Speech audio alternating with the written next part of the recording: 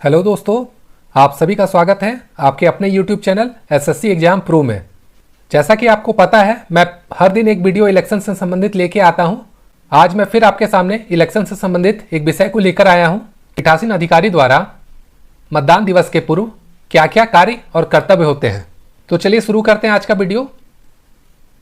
Video शुरू करने से पहले आपसे एक निवेदन रहेगा कि आप मेरे चैनल को लाइक, शेयर और सब्सक्राइब जरूर कर लें तथा नोटिफिकेशन बेल में भी क्लिक कर दें।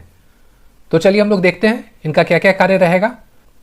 तो इनका सबसे पहला कार्य रहेगा, जब उनको सामग्री प्राप्त हो जाएगी तो उसके साथ ही साथ उसे एक चेकलिस्ट भी मिलेगा, उससे उसका मिलान कर ले कि कोई भी सामान छूटा तो नहीं है। उसके बाद पीठासीन अधिकारी का दूसरा कार्य रहेगा, green pepper seal, pink paper seal, strip paper seal, special address tag का मिलान कर लेना है उनको, और साथ ही साथ उसका जो क्रमांक होगा उसे भी नोट कर लेना है। यह क्रमांक नोट करना इसलिए भी इंपॉर्टेंट हो जाता है क्योंकि बाद में आपको इसका डिटेल करना पड़ेगा कि कौन कौन सा क्रमांक यूज में आया है और कौन कौन सा बचा रह गया है। इसके साथ ही साथ जो निविदत मतपत्र मिलेंगे उसका भी मिलान कर लेना है और उसका भी जो क्रमांक होगा उसे पीठासीन अधिकारी नोट कर लेंगे।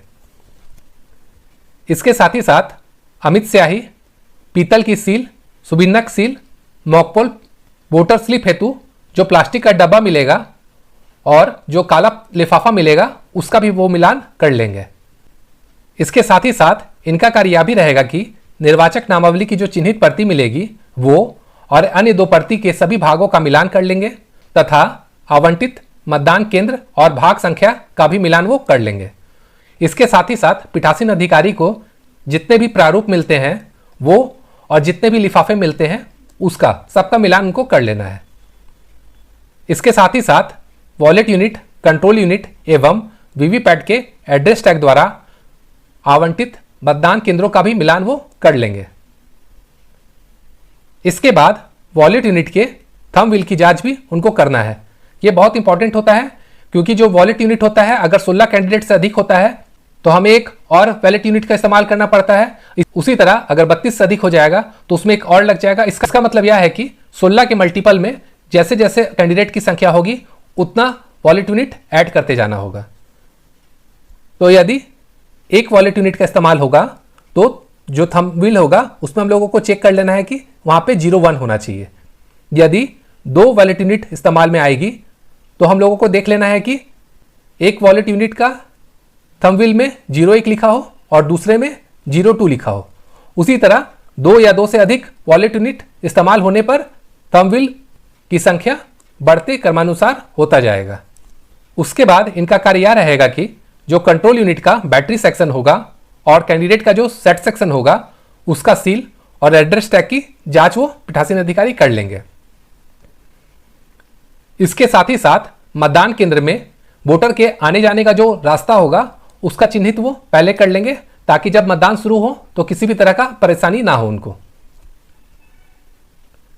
इसके साथ ही साथ मतदान कक्ष एवं मतदान प्रकोष्ठ की बैठक व्यवस्था भी वो बना लेंगे, इसका भी उनको ध्यान रखना होगा।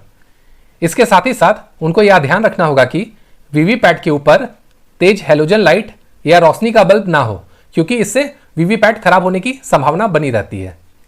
इसके बाद मतदान केंद्र से 100 मीटर एवं 200 मीटर का चिन्हांकन उनको कर लेना है। इसके साथ ही साथ मतदान शुरू होने के पहले मतदान केंद्र के 100 मीटर की परिधि में घूमकर उन्हें यह सुनिश्चित कर लेना है कि किसी अभ्यर्थी या राजनीतिक दल की प्रचार सामग्री ना लगी हो या फिर ऐसी कोई भी सामग्री ना लगी हो जिससे आचार संहिता का उल्लंघन होने की संभावना होती है। इसका आपको विशेष रूप से ध्यान रखना है। उसके बाद पीठासीन अधिकारी का कार्य यह भी रहेगा कि सूचना पटल पर विभिन्न प्रदर्शन जैसे मतपत्र का प्रारूप, मतदान केंद्र की जानकारी इत्यादि जस्पा कर लेना है उनको।